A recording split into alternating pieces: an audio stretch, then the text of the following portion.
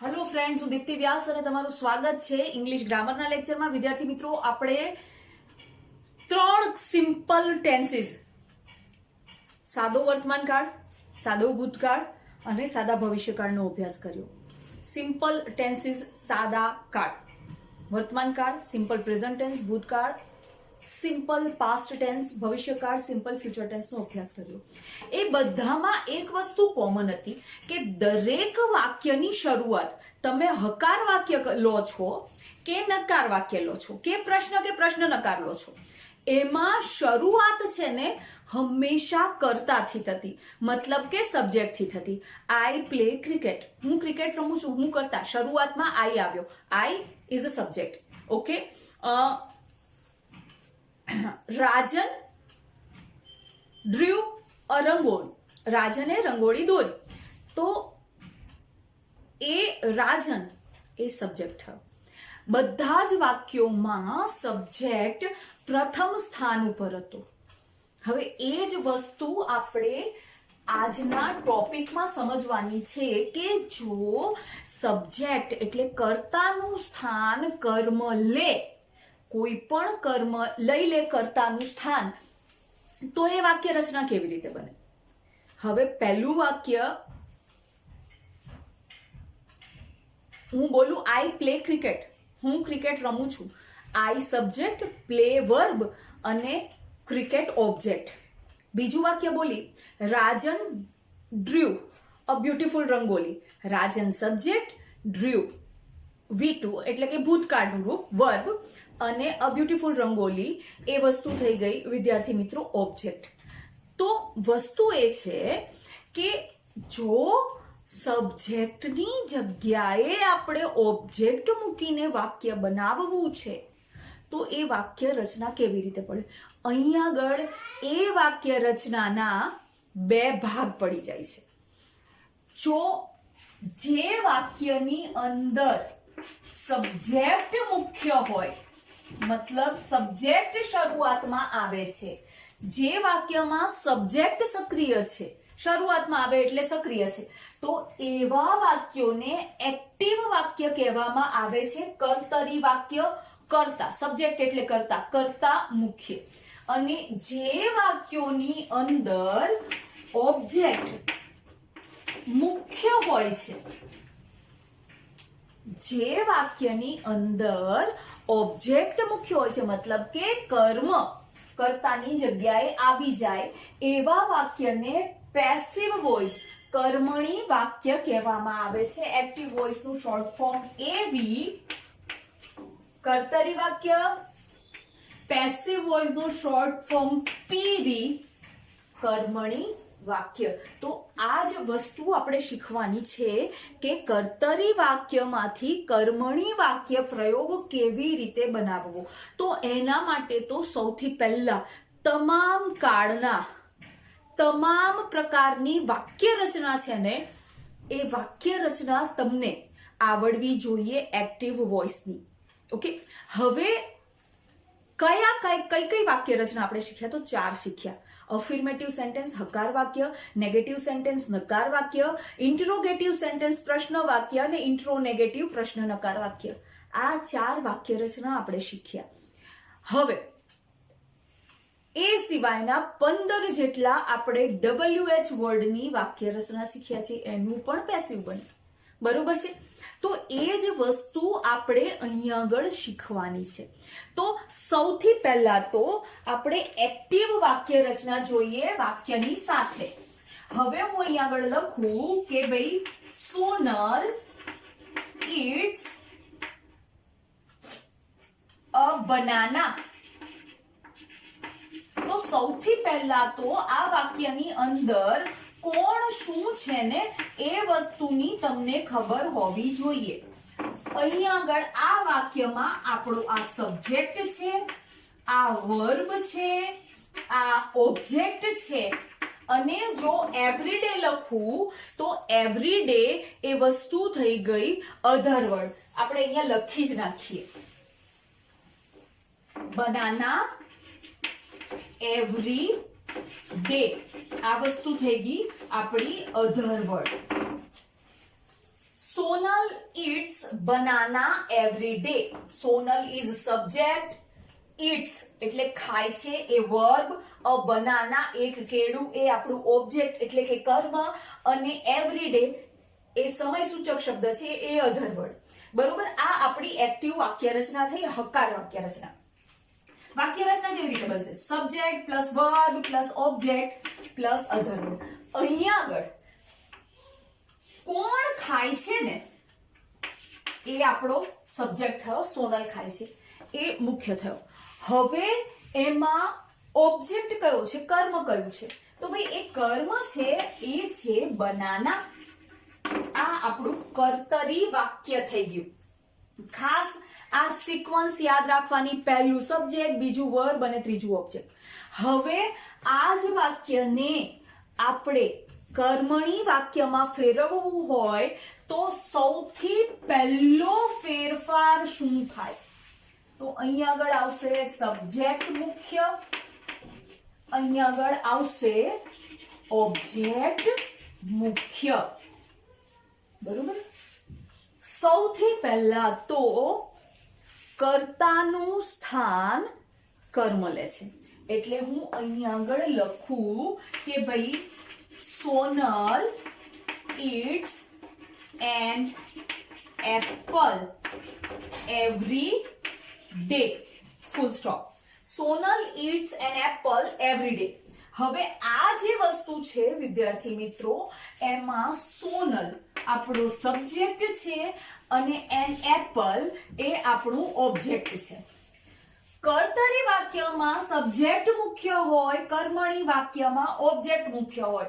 તો કર્તરી વાક્યને કર્મણી વાક્યમાં ફેરવવું હોય તો જે ઓબ્જેક્ટ છે ને એ ઓબ્જેક્ટને કર્તાના સ્થાને મૂકી દેવાનું. મતલબ કે આ એન એપલ સોનલની જગ્યાએ આવી જશે, તો હું એન એપલ મૂકું, આ જગ્યા બદલી નાખી. હવે પહેલો ફેરફાર થયો, સબ્જેક્ટ ની જગ્યાએ મારે ઓબ્જેક્ટ મૂકવો છે, મેં ઓબ્જેક્ટ મૂકી દીધો.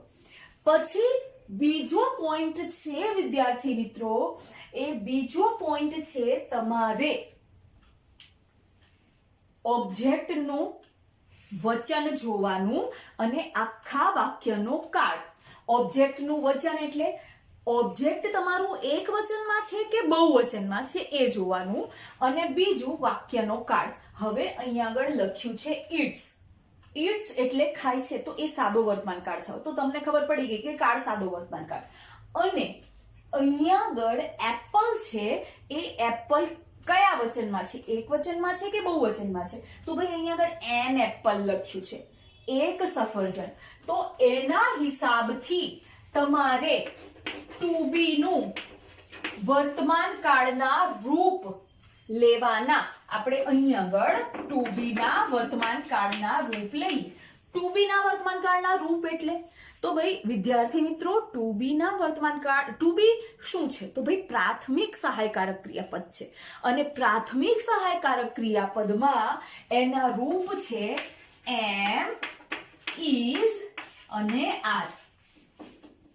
ટુ બી નું ફોર્મ હું જ્યારે તમને કહું ત્યારે મગજમાં લાઈટ થઈ જવી જોઈએ કે વર્તમાન કાળ હોય તો એમ ઇઝ આર આવે, એમાંથી એક આવે, અને ભૂતકાળ હોય ને તો વોઝ વર.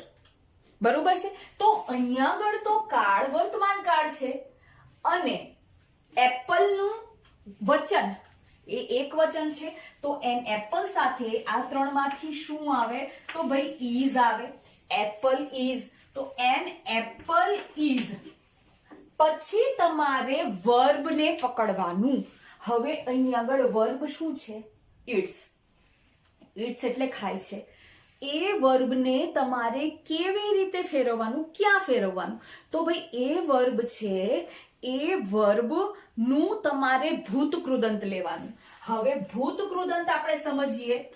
V1 વર્તમાન કાળ, V2 ભૂતકાળ, અને V3 છે એ છે ભૂતકૃદંત, જેને ઇંગ્લિશમાં કહેવાય પાસ્ટ પાર્ટિસિપલ. તો જ્યારે પણ કોઈ પણ એક્ટિવને પેસિવમાં કન્વર્ટ કરો છો, તમને V1 આપ્યું હોય કે તમને V2 આપ્યું હોય, તમારે એને V3 એટલે કે પાસ્ટ પાર્ટિસિપલ એટલે કે P. એટલે કે ભૂત કૃદંત એટલે કે V3 માં ફેરવવાનું. તમને અહીં આગળ ઈટ્સ આપ્યું છે, આ વર્તમાન કાળ છે, તમને એટ આપ્યું છે, ભૂતકાળ છે, એને તમારે V3 માં ફેરવવાનું. તો ભાઈ ઈટ્સ જો વર્તમાન કાળ છે તો એટ છે એ ભૂતકાળ અને ઈટન છે એ ભૂત કૃદંત થયું. તો શું થશે? N apple is eaten.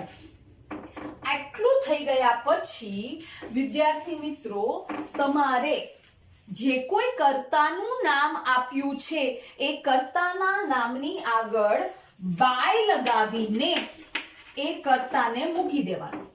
An apple is eaten by Sonal. પછી જે બાકી રહ્યું હોય ને એ લખી નાખવાનું every day. An apple is eaten by Sonal every day.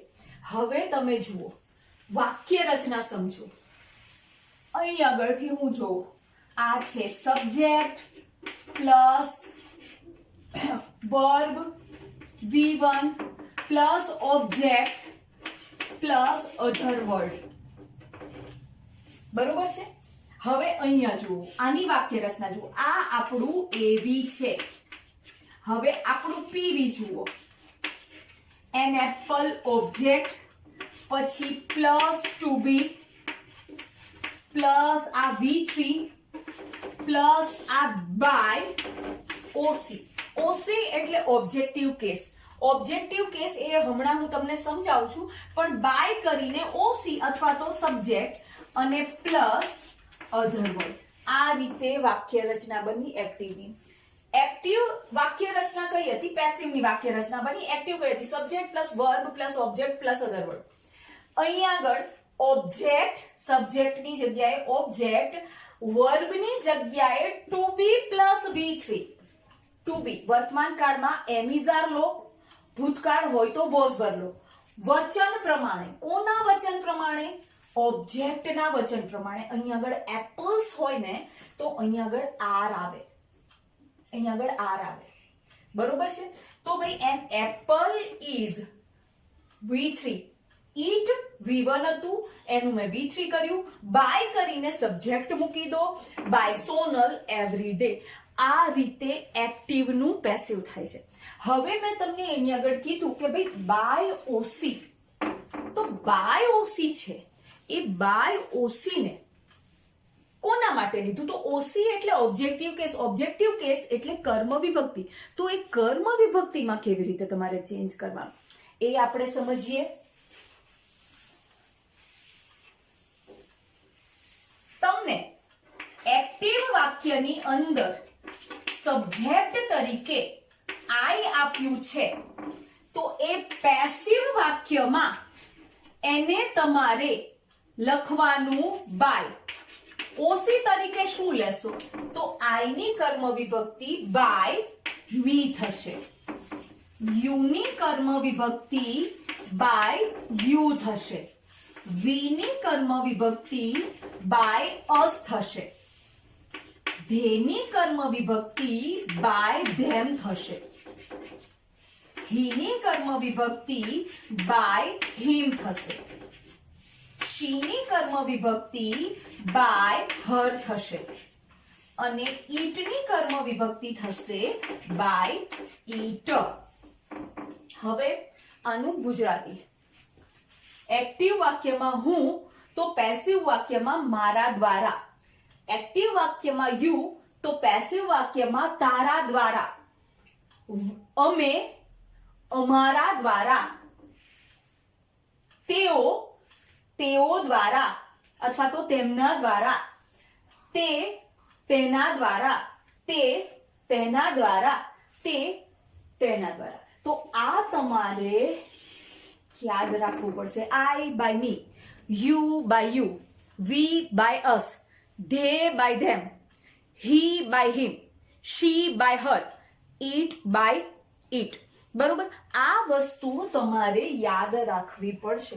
હવે આ તો બરોબર છે, તમને એમ થતું હોય કે ભાઈ ટીચર આ તો તમે જે ફેરફાર થવાના છે એ સમજાયું, વાક્યને ગુજરાતીમાં અમારે કેવી રીતે લેવાના, તો હું તમને સમજાવું કે ભાઈ મેં એક એક્ટિવ વાક્ય લખ્યું સાદા વર્તમાન કાળનું કે ભાઈ યુ પ્લે ક્રિકેટ ડેઈલી. આ એક્ટિવ વાક્ય થયું, સબ્જેક્ટ, વર્બ, ઓબ્જેક્ટ અને અધર વર્ડ. આને મેં પેસિવમાં કન્વર્ટ કર્યું. સૌથી પહેલું સબ્જેક્ટના જગ્યાએ ઓબ્જેક્ટ મૂકો એટલે મેં ક્રિકેટ મૂકી દીધું. પછી વાક્યનો કાળ જુઓ તો અહીંયા આગળ પ્લે લખ્યું છે, એ વસ્તુ જ દર્શાવે છે એ વર્તમાન કાળ છે. તો ભાઈ આ મેં વર્તમાન કાળ અહીંયા આગળ લખી નાખ્યું. હવે ઓબ્જેક્ટ છે એનું વચન જોઈને તમારે ટુ બી મૂકવાનું છે. તો ભાઈ ક્રિકેટ છે એક વચનમાં જ બોલાય એટલે એક વચન થયું. તો વર્તમાન કાળમાં ટુ બી નું એક વચનનું રૂપ કયું, તો ભાઈ ક્રિકેટ સાથે ઇઝ આવે તો ક્રિકેટ ઇઝ. આટલું થઈ ગયા પછી મતલબ કે ઓબ્જેક્ટ મૂકી દીધો, પછી ટુ બી મૂકી દીધું, એટલું થઈ ગયા પછી તરત જ તમારે V1 આપ્યું છે કે V2 આપ્યું છે, મતલબ કે જે કોઈ કાળ આપ્યો છે એને V3 માં ફેરવવાનું. તો ભાઈ એ વસ્તુ થઈ જશે પ્લેડ. પ્લેનું પ્લેડ થાય તો એ આપણું V3 થઈ ગયું. તો ભાઈ ક્રિકેટ ઇઝ પ્લેડ. હવે અહીંયા આગળ બાકી રહ્યો સબ્જેક્ટ અને બાકી રહ્યા અધર વર્ડ. તો એક વસ્તુ યાદ રાખજો, અધર વર્ડ છે ને એને છેલ્લે જ રાખવાના. આપણે કોની વચ્ચે રમવાનું છે, આપણે રમવાનું છે સબ્જેક્ટ, વર્બ અને ઓબ્જેક્ટ. બાકીનાને કોઈને અડવાનું નથી, કોઈ કરતા કોઈને નથી અડવાનું. ઓકે, તો અહીંયા આગળ ક્રિકેટ ઇઝ પ્લેડ, પછી સબ્જેક્ટને મૂકી દેવાનું. ટૂંકમાં છોકરાઓ આની જગ્યાએ આ અને આની જગ્યાએ આ કરવાનું છે અને એની વચ્ચે જ બધી રમત રમી લેવાની છે. 2B એ મૂકી લેવાનું છે અને V3 એ મૂકી લેવાનું છે. તો અહીંયા આગળ શું આવશે, તો ભાઈ યુ છે એની ઓસી છે એ બાય યુ ડેઈલી. આ થઈ ગયું પેસિવ વોઇસ. તો અહીંયા આગળ બાય ઓસી કરીને પ્લસ અધર વર્ડ ને full stop. You play cricket daily, તું દરરોજ ક્રિકેટ રમે છે. હવે આનું ગુજરાતી સમજજો.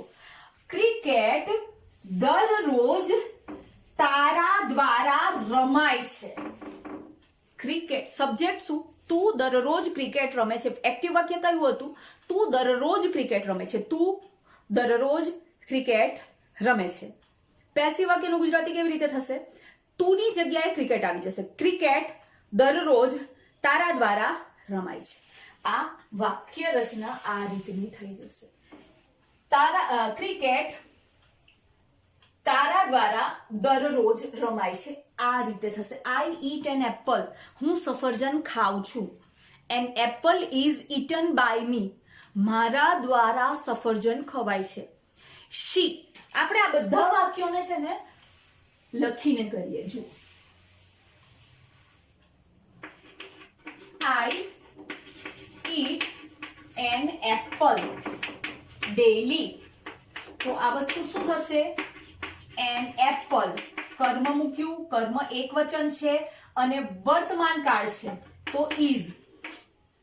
an apple is, પછી is મૂકી દીધા પછી તરત જ V3 eaten by me daily. હું દરરોજ સફરજન ખાઉં છું, સફરજન દરરોજ મારા દ્વારા ખવાય છે. એવી જ રીતે બીજું વાક્ય લખીએ, she draws a nice picture. અથવા તો આપણે ખાલી પિક્ચર લખી નાખીએ, નાઇસ વાળું પછી સમજાવીશ. a picture. she draws a picture. આપણું a picture આખું ઓબ્જેક્ટ છે. એક વસ્તુ યાદ રાખજો છોકરાઓ, તમને ઓબ્જેક્ટની આગળ કોઈ પણ આર્ટિકલ આપ્યો છે, જો અહીંયા આગળ આર્ટિકલ લખ્યું છે, અથવા તો ઓબ્જેક્ટની આગળ કોઈ પણ વિશેષણ આપ્યું છે. વિશેષણ નાઇસ એટલે સરસ, એ વિશેષણ થયું છે. તો જ્યારે તમે ઓબ્જેક્ટને સબ્જેક્ટની જગ્યાએ મૂકવો ને ત્યારે આ આખું વસ્તુ લઈ લેવાની. જો તમે અહીંયાથી આ નથી લેતા ને તો આ ક્યાંય બંધ નહીં બેસે. ફરીથી કહું છું, તમને જો ઓબ્જેક્ટની આગળ આલ્ફાબેટ આપ્યા છે અથવા તો ઓબ્જેક્ટની આગળ વિશેષણ આપ્યા છે, તો જ્યારે તમે પેસિવ વોઇસમાં કન્સ્ટ્રક્શન કરો છો તો તમારે એ ઓબ્જેક્ટની સાથે તમને આલ્ફાબેટ આપ્યો છે કે વિશેષણ આપ્યા છે, એ આલ્ફાબેટ અને વિશેષણ તમને ઓબ્જેક્ટની સાથે આપ્યા છે ને, તો એ આખું ઓબ્જેક્ટ તરીકે લઈ લેવાનું. તો અહીંયા વાક્ય રચના કેવી રીતે બનશે? તો ભાઈ પીવી પેસિવ વોઇસ આ રીતે બનશે કે ભાઈ અ નાઇસ પિક્ચર. પછી તમારે જોવાનું કે પિક્ચરનું વચન કયું છે ને વાક્યનો કાળ કયો છે. અહીં આગળ આ ડ્રીવ છે એટલે આ ભૂતકાળ થયું, અને પિક્ચર એક વચન છે એટલે ભૂતકાળનું ટુ બી નું એક વચનનું રૂપ લેવાનું. તો ભૂતકાળના ટુ બી ના રૂપ કયા? તો ભાઈ વોઝ અથવા તો વર. આ ભૂતકાળના ટુ બી ના રૂપ છે વિદ્યાર્થી મિત્રો. એ ટુ બી ના રૂપમાં એક વચનનું રૂપ મેં અહીં આગળ વોઝ મૂકી દીધું. અ નાઇસ પિક્ચર વોઝ. હવે ડ્રીવ એ V2 છે. એક્ટિવ વોઇસમાં V2 આપ્યું છે કે V1 આપ્યું છે, એને V3 માં ફેરવવાનું. તો ભાઈ ડ્રીવ નું થશે drawn. Okay, a nice picture was drawn by કરીને શી ની ઓસી મૂકવાની. શી એટલે તે, એની ઓસી થાય બાય હર. હવે આનું ગુજરાતી શું થશે? શી ડ્રુ અ નાઇસ પિક્ચર. તેણે સરસ ચિત્ર દોર્યું. સરસ ચિત્ર તેના દ્વારા દોરાયું. તો આ વસ્તુ થઈ ગઈ પેસિવ વોઇસ નું કન્સ્ટ્રક્શન. અહીં આગળ મેં પિક્ચર્સ લીધું હોત ને, અહીં આગળ એસ મૂકી દીધો હોત તો ભાઈ આ બહુવચન થઈ ગયું. તો અહીં આગળ વોઝ ના આવે, અહીં આગળ વર મૂકવાનું થાય. She drew nice pictures. Nice pictures were drawn by her. આ રીતે એનું પેસિવ કન્સ્ટ્રક્શન થાય. તો હવે વસ્તુ એ છે કે કોઈ પણ એક્ટિવ વાક્યને પેસિવમાં ફેરવવા માટે કયા કયા મુદ્દા ધ્યાનમાં રાખવાના? સૌથી પહેલો મુદ્દો વિદ્યાર્થી મિત્રો, હવે આપણે એ જોઈએ કે કોઈ પણ એક્ટિવ વાક્યને પેસિવમાં કન્વર્ટ કરવું છે, પેસિવમાં ફેરવવું છે, તો કયા કયા મુદ્દાને ધ્યાનમાં રાખવાના? તો સૌથી પહેલો મુદ્દો છે કે ભાઈ સબ્જેક્ટના સ્થાને ઓબ્જેક્ટ મૂકો. પહેલો મુદ્દો. બીજો મુદ્દો, ઓબ્જેક્ટનું વચન અને વાક્યનો કાળ જુઓ. ત્રીજો પોઈન્ટ, વચન અને કાળ મુજબ ટુ બી ના રૂપ મૂકો.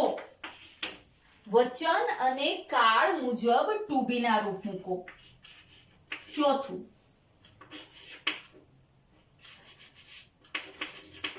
ક્રિયાપદ એ તમને V1 આપ્યું છે કે V2 આપ્યું છે ને ભૂત કૃદંત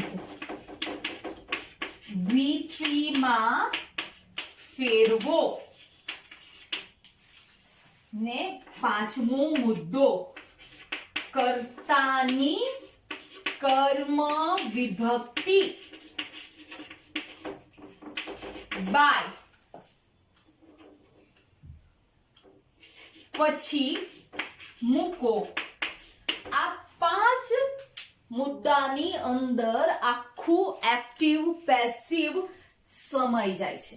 સબ્જેક્ટના સ્થાને ઓબ્જેક્ટ, ઓબ્જેક્ટના વચન અને વાક્યનો કાળ જુઓ. આ તમે બદલો છો એ પછી તરત જ તમારે જે એક્ટિવ વાક્ય આપ્યું છે એનું ઓબ્જેક્ટ છે એનો વચન જોવાનું છે અને વાક્યનો કાળ જોવાનો છે. વચન અને કાળ મુજબ તમારે ટુ બી ના રૂપ મૂકવાના છે. વચન એક વચન છે અને વર્તમાન કાળ છે તો ઇઝ મૂકો. વચન બહુવચન છે અને વર્તમાન કાળ છે તો આર મૂકો. કોનું વચન? ઓબ્જેક્ટનું વચન. ઓબ્જેક્ટ એક વચન, વર્તમાન કાળ તો ઇઝ. ઓબ્જેક્ટ બહુવચન અને વર્તમાન કાળ તો ટુ બી આર. એવી જ રીતે ઓબ્જેક્ટ એક વચન અને ભૂતકાળ તો ટુ બી વોઝ લેવાનું. ઓબ્જેક્ટ બહુવચન અને ભૂતકાળ તો ટુ બી વર લેવાનું. તો એ વસ્તુ મૂકી દેવાની. આટલું થઈ ગયા પછી તમને જે કોઈ ક્રિયાપદ આપ્યું છે, વર્તમાન કાળનું ક્રિયાપદ આપ્યું છે કે ભૂતકાળનું ક્રિયાપદ આપ્યું છે, કોઈ પણ ક્રિયાપદ આપ્યું હશે એને તમારે V3 માં ફેરવી નાખવાનું છે, એટલે કે ભૂત કૃદંતમાં ફેરવી નાખવાનું છે. અને પછી સબ્જેક્ટનું ઓબ્જેક્ટિવ કેસ, મતલબ કે કર્તા વિભક્તિ છે એની કર્મ વિભક્તિ બાય પછી મૂકવાની છે, અને બીજા કોઈ અન્ય શબ્દો આપ્યા છે તો બાય પછી કર્મ વિભક્તિ એટલે બાય ઓસી મૂકી દીધા પછી તમારે અન્ય શબ્દો મૂકીને તમારું વાક્ય પૂર્ણ કરવાનું છે. તો આજે આ 5 પોઈન્ટ છે વિદ્યાર્થી મિત્રો, એ 5 પોઈન્ટ ની અને આ જ સિક્વન્સમાં, આ જ ક્રમમાં તમે યાદ રાખશો તો તમને ક્યારેય એક્ટિવનું પેસિવ કરવામાં તકલીફ નહીં પડે. અલગથી યાદ રાખવામાં શું યાદ રાખવાનું? એક તો બાય ઓસી, દરેક કર્તાની કર્મ વિભક્તિ આવડવી જોઈએ. કર્તા નામમાં આપ્યું છે, મતલબ કે આના બદલે કોઈ વ્યક્તિનું નામ આપ્યું છે તો એમાં બદલવાની જરૂર નથી. રાજુ આપ્યું હોય તો બાય રાજુ, દીપ્તિ આપ્યું હોય તો બાય દીપ્તિ. ઓકે, પણ કર્મ વિભક્તિ, કોઈ કર્તા વિભક્તિ આપી છે તો એની કર્મ વિભક્તિ યાદ રાખવાની. અને બીજું, ક્રિયાપદના તમને ભૂત કૃદંત આવડવા જોઈએ. તો વિદ્યાર્થી મિત્રો, આ સાથે એક્ટિવ પેસિવ નો પહેલો પાર્ટ અહીંયા પૂરો થાય છે. પછી આપણે કાળ પ્રમાણે, વાક્ય રચના પ્રમાણે એક્ટિવનું પેસિવ કન્સ્ટ્રક્શન કરશું. ત્યાં સુધી take care, B happy and good bye.